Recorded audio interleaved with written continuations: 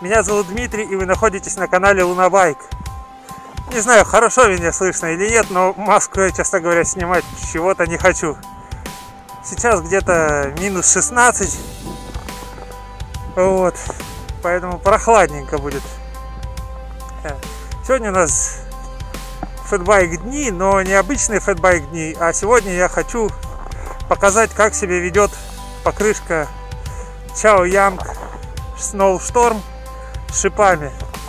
День, конечно, не самый удачный для тестирования шипованных покрышек, потому что, как известно, в мороз лед скользит не так хорошо, потому что на самом деле скользит не сам лед, а тоненькая водяная пленка между покрышкой и льдом.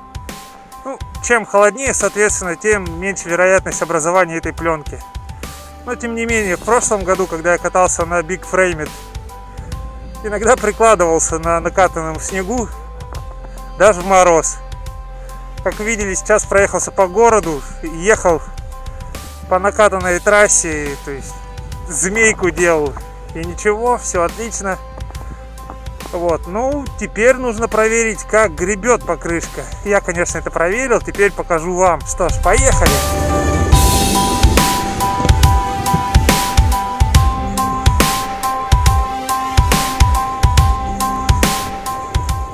Ну что, вот я и добрался до начала снегоходных следов. Сейчас мы поедем в лес. Как видите, маска у меня горнолыжная уже замерзла. Да-да, именно замерзла, а не запотела. По совету у одного из подписчиков, когда я пожаловался, что маска запотевать начала, я смазал ее пеной для бритья. И это действительно действенный способ. Действительно, капельки тумана растекаются по стеклу, то есть маска остается прозрачной и работает так же, как и любой антифог спрей или жидкость. Вот. Но, к сожалению, это не действует правило на морозе. На морозе эта тоненькая пленочка просто замерзать начинает. Сначала вокруг вентиляционных отверстий, потом все больше и больше, и процесс кристаллизации остановить просто невозможно. И так каждый раз. Ну, возможно, еще причина в том, что я останавливался переставлять камеры. Ну, похоже, что в мороз маска работает не так хорошо. Ну что ж, давайте покатаемся по лесу. Это гораздо интереснее, чем по дороге. Но я должен вам показать, как ведут себя шипы на укатанном снегу и льду.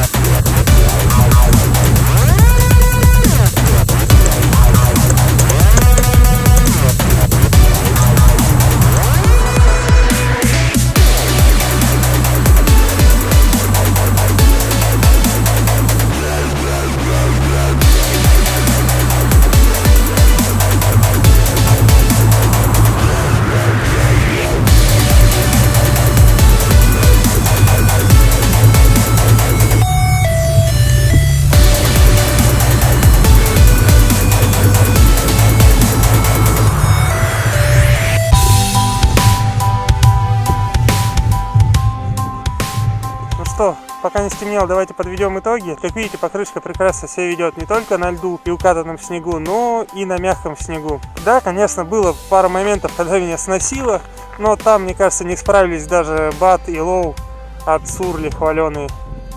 Потому что сейчас идет снег, а под снегом просто много разных следов. Там ездили машины, снегоходы, ходили люди, плюс еще и лыжники проходили в этих местах. Поэтому, когда попадаешь на какие-то вот эти неровности, а сверху пухлячок, просто покрышки не за что зацепиться. Снег не утоптанный еще сверху, и он просто скользит под покрышкой по поверхности более плотного снега. Ну, как понимаете, шипы в лесу, скажем так, бесполезны, потому что здесь очень много снега, и им просто не зацепиться ни за какую поверхность. Здесь работает именно протектор. И протектор, надо сказать, здесь очень хороший. Что хочу еще сказать. Слышал такое мнение, что у шипованных покрышек резина довольно посредственная. На самом деле это не так. Вот есть, например, покрышки хорошие, ну, те же Surly Bad.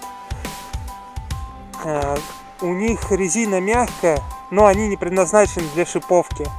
Да, они хорошо себя ведут и летом, и зимой, но в данном случае покрышка предназначена и для использования с шипами. Соответственно, резина должна быть немножко плотнее, чтобы у вас просто не выпадывали шипы от малейшего, скажем так, проворота колеса или еще как-то от торможения. То есть, скажем, такой компромисс. Но при этом я не могу сказать, что покрышка дубеет. У меня была Big Frame в прошлую зиму, и она ведет себя точно так же. То есть покрышки хорошие, резина не дубеет. Протектор мягеньким остается, даже на морозе. А здесь бывает мороз довольно синий, уж поверьте мне. В общем, всем рекомендую покупать на зиму шипованные покрышки. Да, на фэтбайке в основном катаются по лесу, но есть люди, кто ездит по городу, например, на работу или по каким-то делам. Плюс, если вы живете не в таком месте, где сейчас нахожусь я, что до леса просто очень близко. Пока вы едете до леса по городу, просто необходимы шипы. В прошлом году без шипов, честно говоря, прикладывался пару раз на асфальт. Это очень неожиданно и довольно больно. Шипы — это очень хорошая вещь, добавляют уверенности и действительно работают.